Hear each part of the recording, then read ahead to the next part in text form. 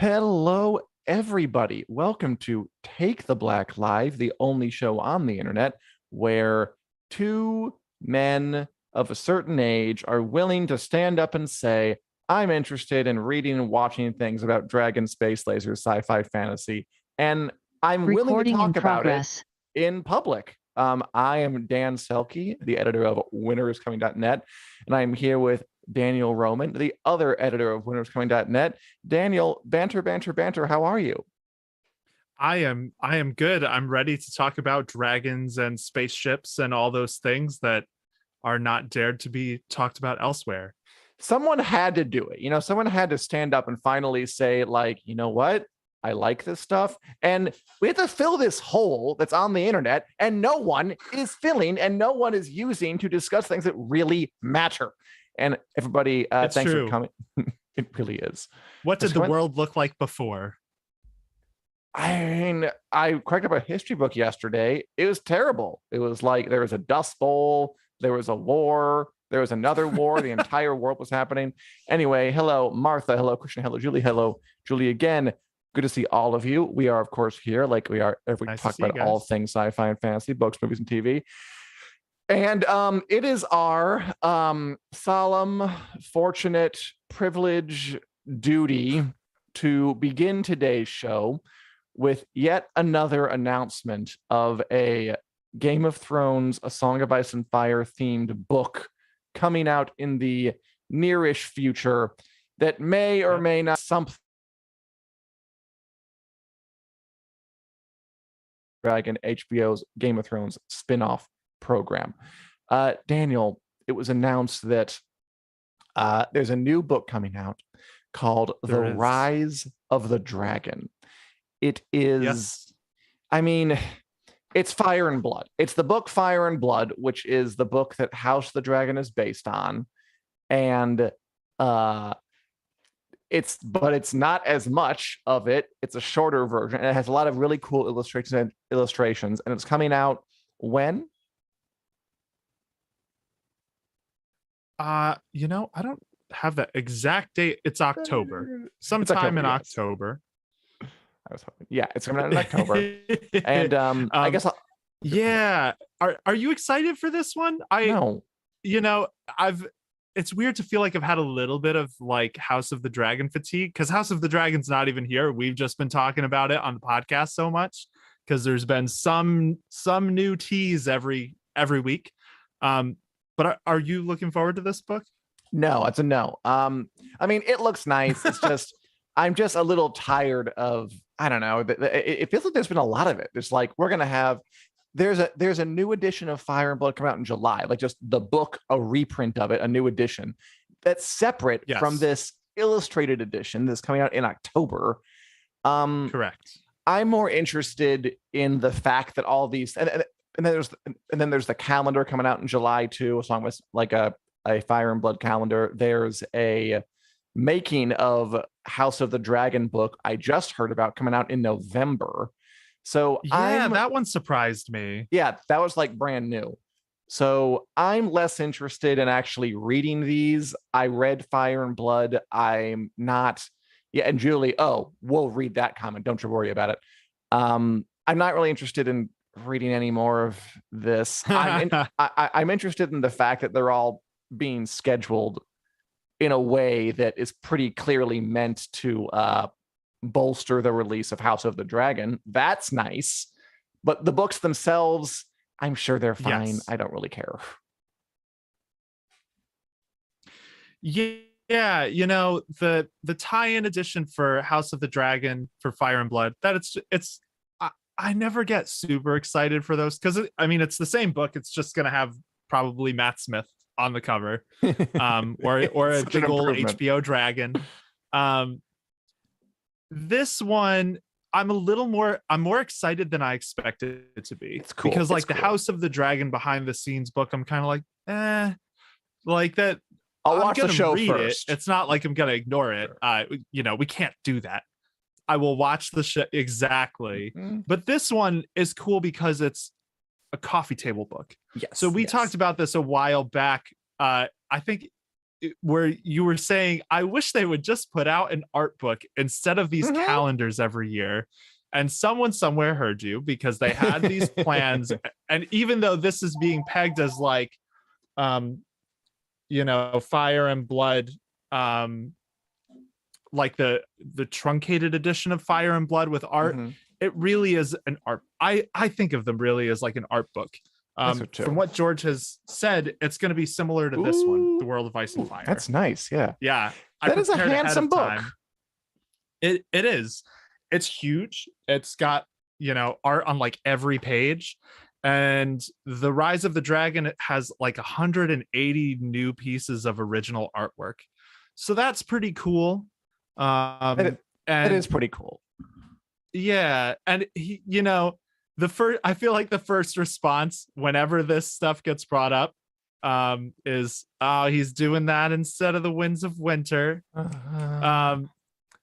But the one thing I like about these coffee table books is he does them with Elio Garcia and Linda Antonsson, who run Westeros.org. So it's kind of cool to see that. I'm sure they're doing quite a lot of the work of taking Fire and Blood and trimming it down to fit in this. So I'll read it. It's expensive. Did you look at the price? I actually didn't. How much is it? I think it's like $50 or $60 this book.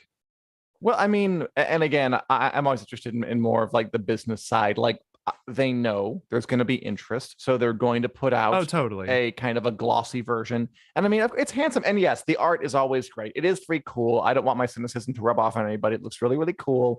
I'll probably skip it just because, I don't know. I have a bit of an aversion to merchandise. Like I don't like it. Like I don't have any shirts that have words on them. I'm not a fan of it. Why should I pay to be your advertisement? Why should I do that? For the privilege of being the advertisement. I've never understood it. I mean, but if you do it, God bless. I don't like Funkos. I don't like, and this seems a little better, but just there's something in me that just rebels against all of it. And it's always been there. I don't know why. But it sounds great. It sounds neat. Enjoy it. Those of you want to enjoy it. It does look like a handsome book. Yeah. That World Fire looks like a handsome book, and I do like the art. This does seem like a better bargain, thing than a lot of other things. I have not. Have you read this one? I have World not. of Ice and Fire. Is it worth it? Should I? What? I think I froze. No, you're good. Oh no, have I frozen? No. Someone's frozen. It could be me. I am seeing nothing wrong. Can you hear me right now? Yes, I can. Yes, Okay. I can. Whatever happened, it passed.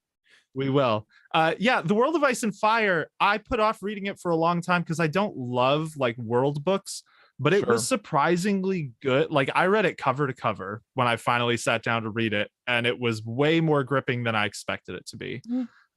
So I know with this, if I recall right, what I read about The Rise of the Dragon is that it is not being framed in the same way that Fire and Blood was, because like Fire and Blood is a fictional account from a maester. So I don't know that they're taking that same tack with Rise of the Dragon. I'll be curious to see how the actual writing translates in that book. But I hear you on the merch. That's kind of how I feel about Harry Potter, or like the wit and wisdom of Tyrion Lannister. Like those things, I'm like, I'll pass. But for this, I'll make an exception. It does look nice, and I said last time, the art is always great. The artist put in tons of good work. Maybe I'll get it for that. And I will say, if there's one exception to my merch ever, and this is like a weird, like it's not quite merch, but it's not quite a brand new thing either. Something like this, I will be a simp for A Song of Ice and Fire and Game of Thrones. Fine, that's my exception. And we got some quality Winds of Winter complaints in the comments from Julie. Yeah, we do. We've been waiting for 11 years now, Julie. Almost a dozen, and then soon a baker's dozen. Who knows? I don't want to talk about it.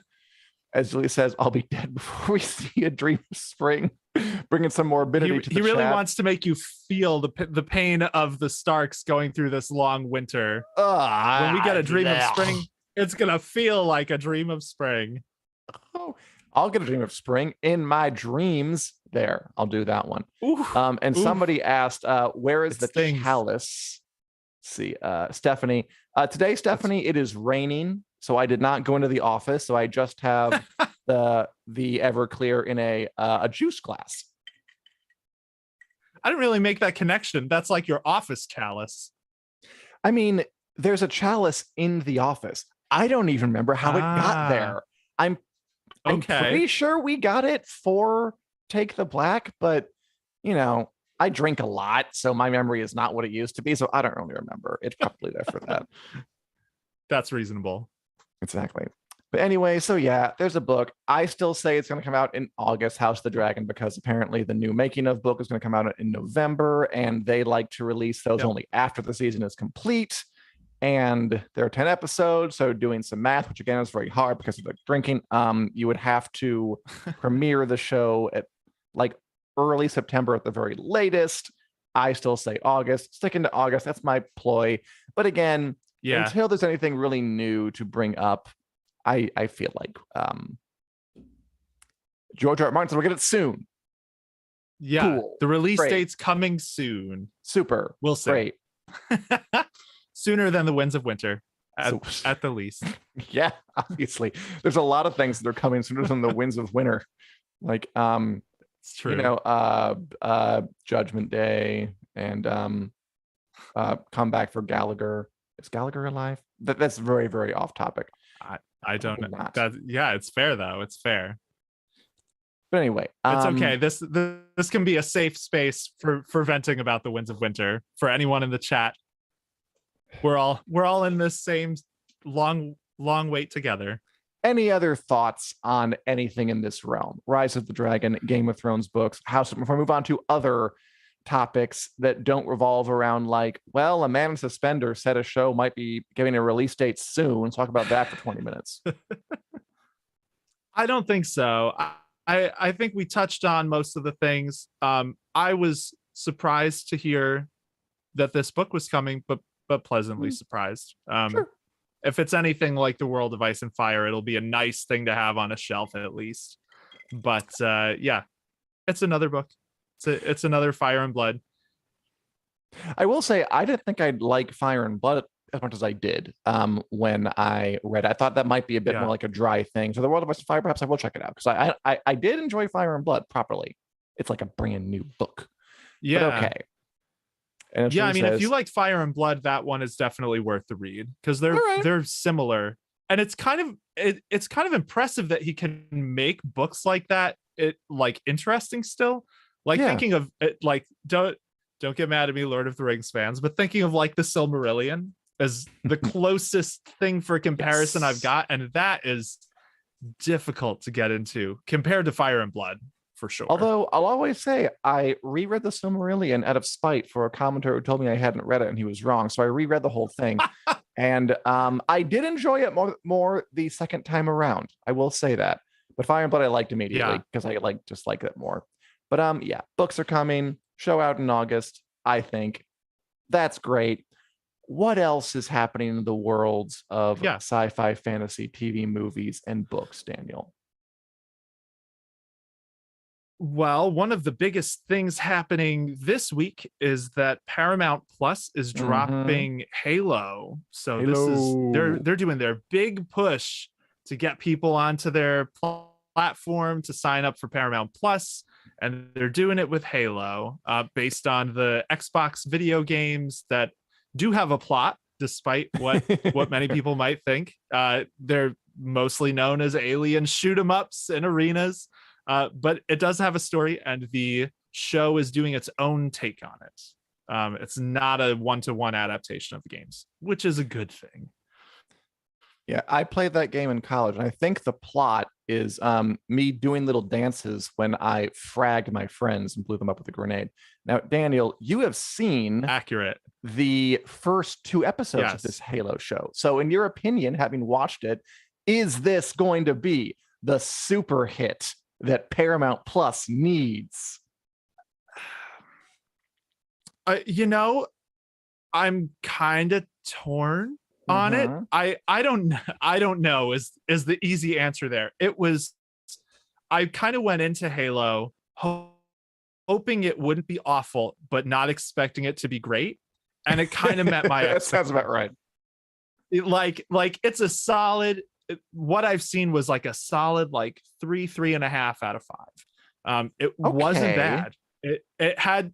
It kind of went back and forth between some moments that were like eye roll worthy or didn't Mhm. make sense, or a lot of, like very dramatic characters looking at the camera and saying like, you respect me in this room where we're talking. Like there was a lot of that kind of stuff.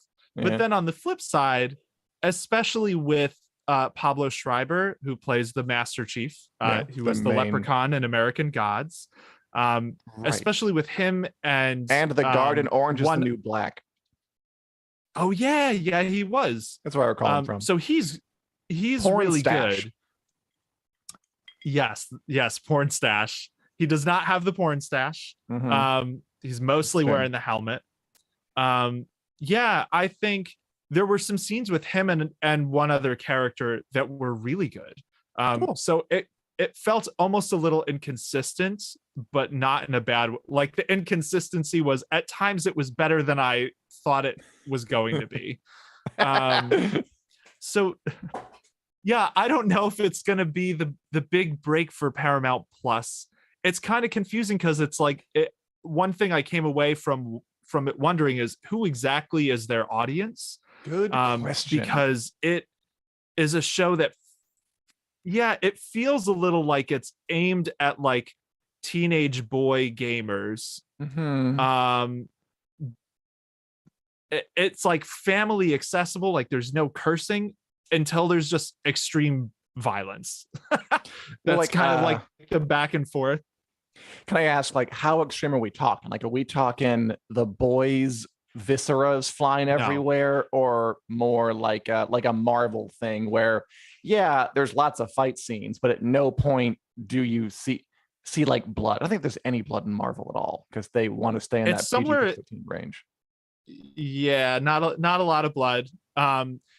So Halo did have quite a bit of blood. I think it's in the middle of those two because it's The Boys is super adult violence, and this is violence that like. Have you ever seen the movie Starship Troopers? Yes, I have. It reminded me of Starship Troopers, where like there's extreme violence, aliens shooting people down, shooting limbs off, heads exploding, that kind of stuff. So like it's definitely there. I think it's almost a little jarring though, because almost all of the violence in the episodes I saw was special effects driven. So it felt there were times where it was really shocking. There were some shocking violent moments in Halo, which were good. Like my jaw dropped. So that's a good sign when that can happen. But it almost removes you a little bit from the violence because it is so special effects driven. Sure. That there's no like practical gore effects or anything. You know, it's the Master Chief shooting an alien's head off, and then it's clearly a CGI. Yeah, a CGI alien CGI head exploding with CGI. So yeah, I think they're spending a lot of money on it. So they're clearly banking on it. Which, I mean, it's so interesting to me, just the way all these yes. Never mind. The way all these networks and services are putting their resources into these big splashy shows, you know, Paramount Plus with Halo, Amazon with Lord of the Rings or Wheel of Time, HBO with House of the Dragon, to get like their tentpole killer app. You gotta get the streaming service to watch this thing. I mean, look, from the outside, you've watched the show. It's out tomorrow, I believe. It premieres on Paramount Plus. You've already watched a bit of it. I haven't got to see it yet. I'm not sure I will. Looking in, I am definitely like, Halo. I don't know if I'm going to take my time and add that to my dance card of shows to watch. Because I mean, the series has been around for a long time. I feel like it's kind of past its phenomenon stage. Like no one is. Oh yeah. I mean, like Halo isn't the cultural touchstone it once was. I mean, and it never was like mainstream. And I can envision them sort of doing a kind of middle of the road. We want a big audience, so we can't go too extreme, but we also can't be boring, in a way that, I mean, it sounds like 3 out of 5 is what I would guess, not having seen a thing. Can I ask you this? Like, Yeah. what is like the emotional taken? Like, are we involved with Master Chief? This, who I understand it in the games, he never takes off his helmet, and he's kind of like a cipher character. Yes. Because it's a video game person. Like you just like your Master Chief isn't a person, Yeah. your Master Chief. But now you have to like take that and make it into a compelling TV character.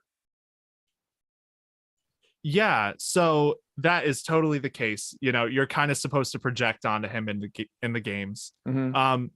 I think so. The episodes focused more on him and his emotional arc, way more Ooh. than I expected, honestly. Hmm. So I think there were times where he was less robotic than I expected, because the Master Chief's thing is like he's like a programmed super soldier. He doesn't have his own autonomy at the start of the show, and then he interacts. This is like early game spoilers. It's like in the synopsis. Yeah. He interacts with an alien object and starts getting his autonomy back. That sounds cool. And yeah, it is cool. And I think the best parts of the series that I've seen have been him struggling with that. And I think, you know, I went into this, I think you had written something on winteriscoming.net recently that talked about how the show decided they were gonna take his helmet off. They needed to take his Yes. helmet off so viewers could connect with him. Which And you Christian kind of drew the says, parallel what of- is he, Mandalorian? Good question, Christian. We'll get to it. Go ahead. Yeah. So that's exactly what I was going to talk about. Uh-huh. So that's a fair comparison to make. Having watched the show, though, I think the way they used the helmet it works really well. We won't get into spoilers, but there's a decent amount of time spent with and without the helmet, and Sure. it's done very intentionally so that Pablo Schreiber's acting is great. So like both of those scenes are memorable in their own way, and taking off the helmet means something different on the show. Cool. So like it becomes a statement on his humanity as someone who has basically had their humanity stripped from them. So it's a little different than the Mandalorian, where you're always wondering, like, are we going to see his face? It's this long series stinger. It's a religious thing for him. It's like the mask is a symbol of his subservience almost. Nice. But at the same time, when he's fighting, he needs it. Yeah. It's fascinating to me because like Paramount is spending Game of Thrones money on this show, like reported like 10 million an episode. They've already renewed it for season 2. They're clearly banking on it to be a flagship. And I think what you said about Halo being like past its prime, like that's kind of true. Little. Yeah. Like I remember playing Halo and Halo 2 when I was in like high school, middle school. Like they've been around that's a long when it came time. out, because you and I are both Yeah. I actually don't know how old you are, but I'm guessing we're around the same ish age. But yeah, it's been around a long time, and we'll see if it has the sticking power. But I mean, just because the game was passed doesn't mean that the show couldn't catch on and be a thing in its own right. Like, you know how the Witcher books weren't really popular, but then the game popularized them, and now the show is its own thing? That could fully happen. Yeah, I think there is definitely the potential for that with the series. It was better than I expected in some ways. I think what I was going to say about the Game of Thrones money is it's fascinating to me because the best parts of Halo so far have been the quiet scenes with like 1 or 2 characters where they're talking through their emotions. Which is very not fascinating. Halo the game, which is very thing you only get on the TV. Yeah, and that worked really well. And I hope that some of these networks that are throwing tons of money in for the huge special effects, like I almost feel like the huge special effects were like a little bit of Game of Thrones downfall. Like in the later seasons, they focused so much on the spectacle that they forgot to have those, you know, really complex discussion scenes. And Halo just really exemplified that for me, because the complex discussion scenes were far and away the best parts of the episodes. I mean, you So need yeah, that in a TV show more than you do in a game, because in a game you can just kind of totally. have fun is in playing it. And like, this isn't what this podcast is about, but just the way that kind of games have become more like movies recently, where there's a lot more story to a lot of games. But honestly, to me, it still doesn't really equal. It's like the best game story to me. I'm not sure if it like kind of gets to like middle brow of the best movie or TV show, because it's just not what it's for at the end of the day. And then it kind of seems I think awkwardly grafted on sometimes. So I think if you're adapting a game, you're going to need to do new things. You're going to need to do things the game couldn't do. And it yeah. sounds like it's going to be worth a watch. So I'm curious. I hope it does well. It seems they're putting a lot of effort into it. Yeah, it feels like something that could really go either way at this point. Like there were things that were better than I expected. I didn't love all of the effects. Some of them looked really fantastic. Some of them were a little cheesy. They snuck in. I remember seeing that the producers said they didn't look to the games much. But which is a weird thing to say. Clearly did. Yeah. Somebody on their crew clearly did, because there's one part where the Master Chief's shield goes down and then does the beep, beep, beep, beep, beep, and then comes back up, which is like they took the sound effects from the game. So they're clearly nodding to their gamer audience. I mean, I wonder what the reaction among fans will be too. That'll be curious, because gamers are famously very opinionated. So it'll be like critics versus gamers versus just people who were like, a sci-fi show, let's watch it out. If any of you are any of you interested in watching Halo? I'm curious. I think Nicole said no, which is fair. But it's fair. Yeah. I think the challenge will be, can it appeal to people who don't already know it? Can it appeal to people who do know it? Like, I know Halo, I'm not sure I'm eager to do it.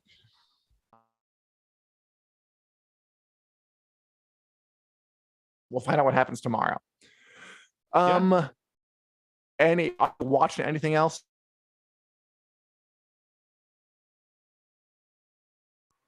What have I been watching?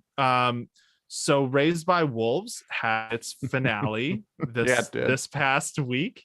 It is still the weirdest, boldest, HBO Max, weirdest, boldest sci-fi show I have seen in years. If you like disturbing science fiction like Alien, Raised by Wolves is produced by Ridley Scott. It's right in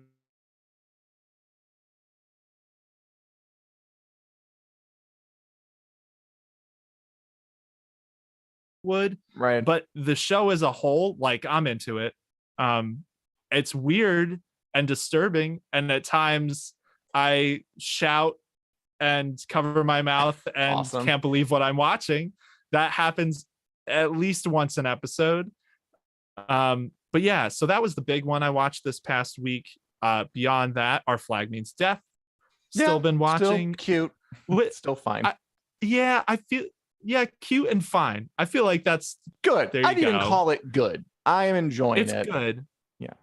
I feel like they didn't have a super huge, like, there's not a huge plot for this season. So I've enjoyed it, but I felt like they've meandered a little bit. So I'm holding out for the finale episodes. I think my favorite ones were the week before this one. I agree with you. Yeah, I liked when Blackbeard was kind of trying his hand at gentlemanly things. So that was a cute little arc. As Nicole says, OMG, that was my favorite. Wolves finale was horrible. It didn't answer a single question and raised 10 more. No response. Yeah. I agree with you.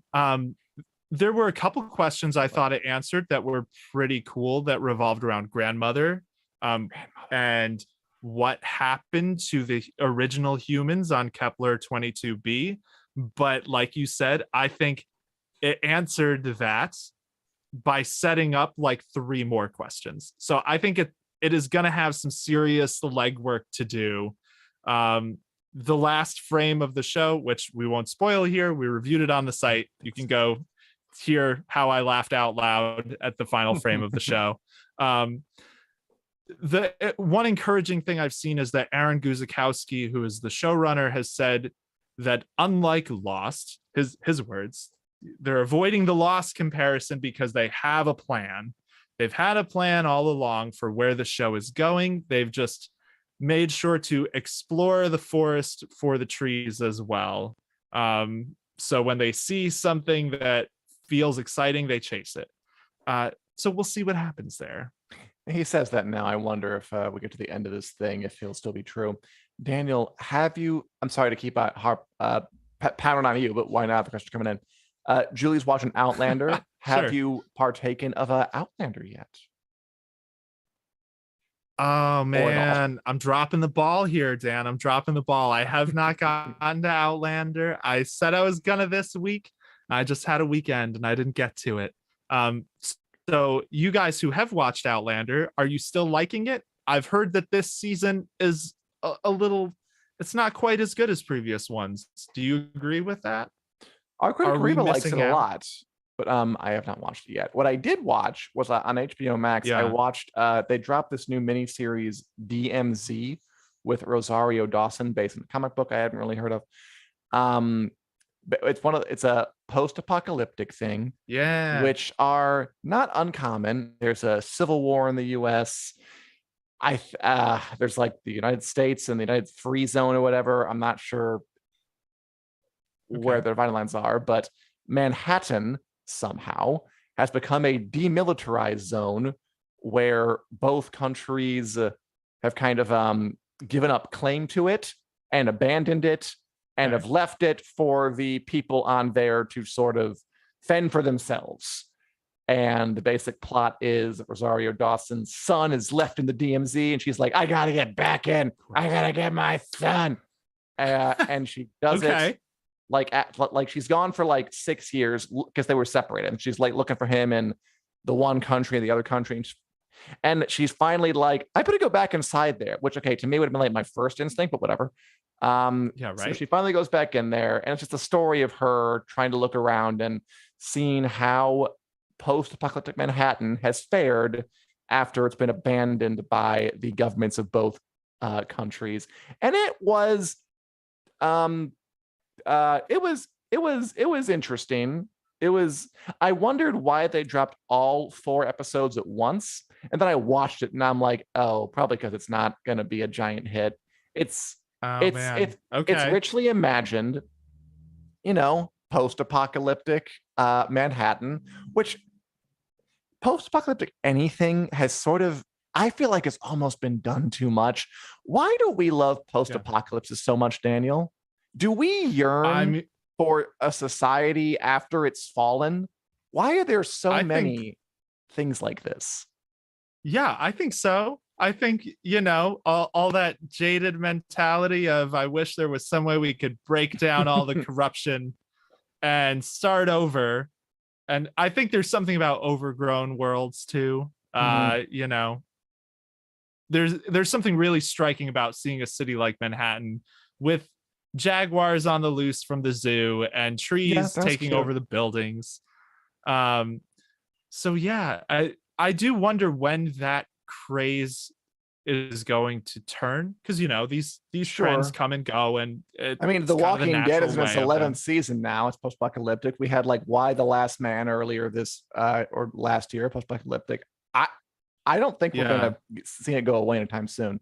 And I mean, like, we know what it's like. It was called the Middle Ages, and it was terrible. But we seem to always just yeah, love these stories about it, and it was fine. Like yeah. the actual book shows more about like the political struggles in the DMZ between the folks who kind of like rose up after it was abandoned. And Rosario Dawson like Mhm. happened to know all the leaders back from when she was there earlier. Like one Okay. of the orderlies she used to work with now runs Chinatown, and her ex is running like the Spanish Harlem part. I'm like, wow, this is a big coincidence. Okay. And they weren't powerful, they're just like normal people, but they just happened to be there was quite a bit of contrivance Huh. in there. And Yeah. it kind of moved very quick. And then she becomes a giant political figure too. And she like rallies everybody in there. And she's been there for like 3 days, and everyone trusts her so much. It was a little goofy. and not intentionally Yeah. so. But So this so, is it's not the series you've been waiting for. I mean, barely remember that it was existing before it dropped. So I didn't have any expectations really. And I was thoroughly whelmed. I was whelmed by this show, DMZ. Yeah. Not overwhelmed, underwhelmed. Oh man. Oh man. Sorry, I got distracted by comments there. Nicole, I would love a Black Death apocalypse show set in the Dark Ages. I just need to point out, I don't know if you've ever seen the movie Black Death, Nicole, if that's what you're referring to, or the actual plague, but that movie is excellent. It has Sean Bean and the actress who played Melisandre.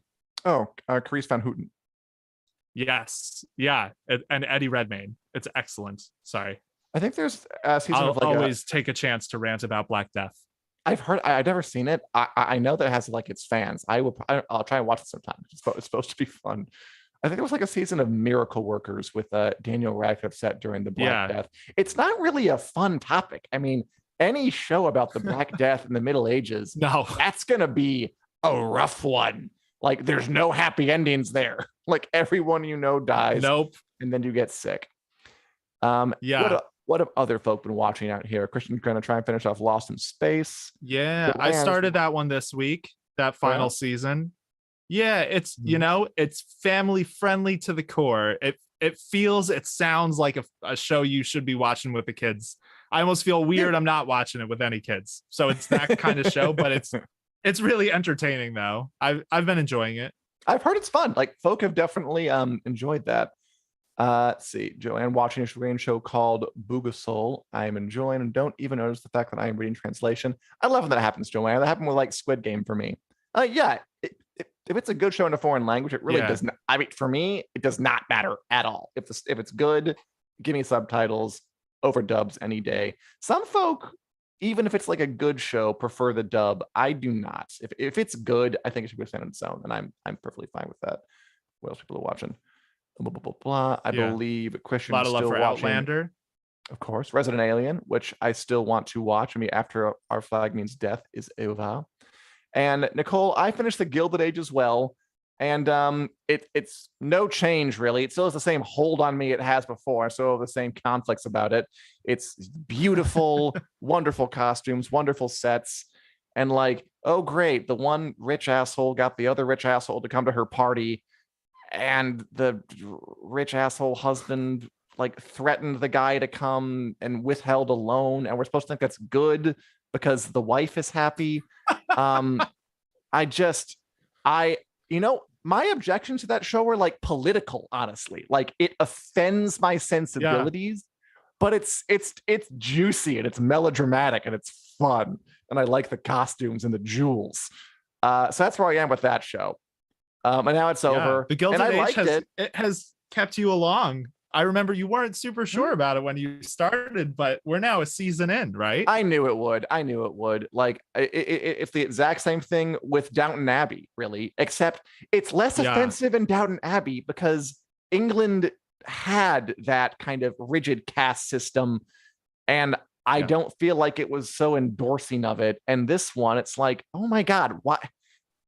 I don't know why it's so laudatory of this kind of thing.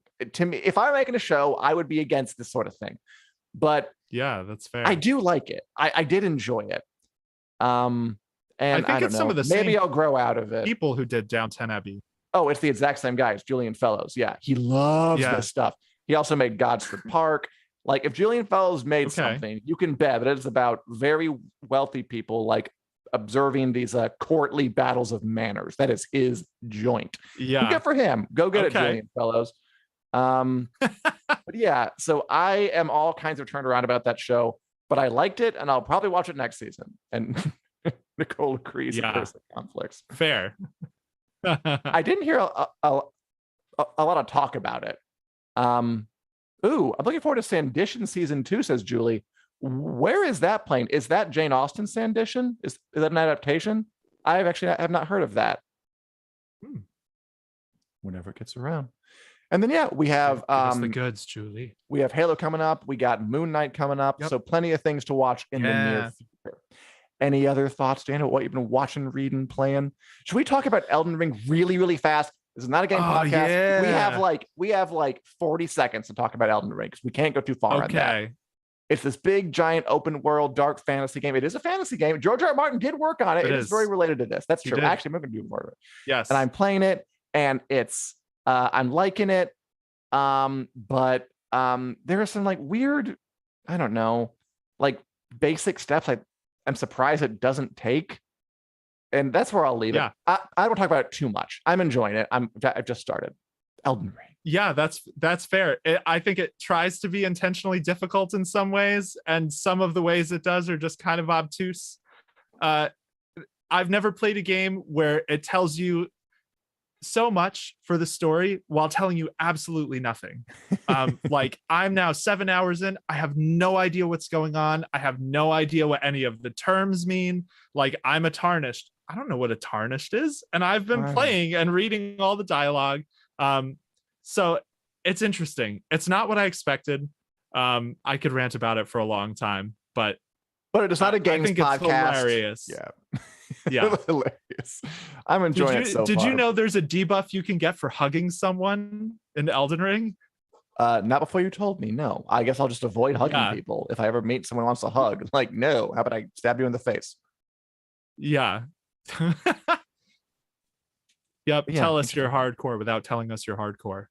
Maybe we'll return to that, but I know it's not it. So do you guys want to hear more about the video games we're playing? Probably not. As Christian says, excited for, but if you let us know. Excited for Moon Knight, Christian says. Well, yeah, we are too. We'll be covering that next week.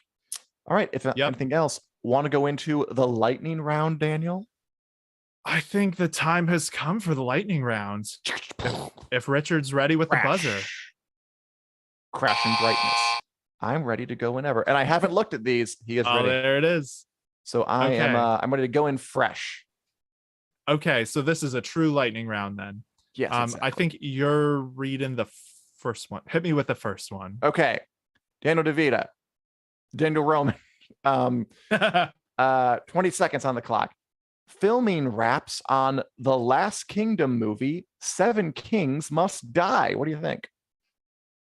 Yeah, I think that's awesome. They finished filming that thing in like a month and a half. I think that bodes really well for when we'll get to see it. I have a feeling we'll see it this year, late this year. And yeah, I loved the end of the season, so I'm looking forward to it. Yeah, I'm on board. Good show, good movie. All right. Nice. All right. Dan, I want to know about this one. So Nicolas Cage wants to play a terrifying villain in the Batman sequel, Egghead. How do you feel? I mean, okay, so apparently Egghead is a villain from that old 60s campy Batman show with Adam West. Is that the guy's name? Yeah. Right? Yeah.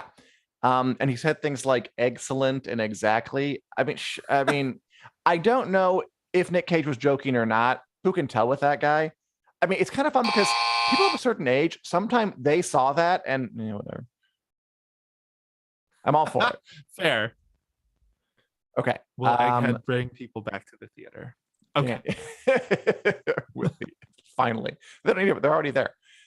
Daniel. Yeah. Long lost scripts for the first ever radio adaptation of The Lord of the Rings from the 50s, like that was made while Tolkien was alive, have been found. How fun.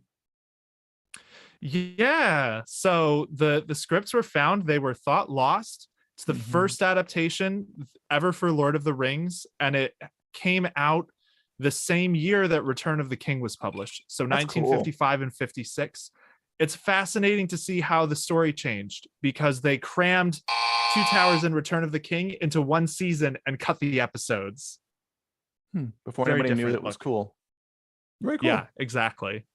Hope they're in a museum somewhere. Yeah, they better be. Yeah. All right, Dan. So Matt Smith got Targaryen advice from Emilia Clarke. Okay, so like years ago, I remember that like Matt Smith and Emilia Clarke were like photographed going out of a restaurant, and there was like, ooh, canoodling, dating, yada yada yada. But no, now we know that Matt Smith was talking to Amelia Clark because he's like, how do I do this? Like, what do you, and from the interview, mostly he talked about the wig. He was like, oh, Amelia Clark said, oh, yes, you got to be in the chair for like an hour and a half. Once again, got his priorities. The wigs are 60% of that role. All right. Yep. Daniel, CD Projekt Red, the developers of Cyberpunk 2077 and the world famous Witcher games, announces The Witcher 4 title pending. Yes. I'm super excited about this. So CD Projekt Red is making another Witcher game.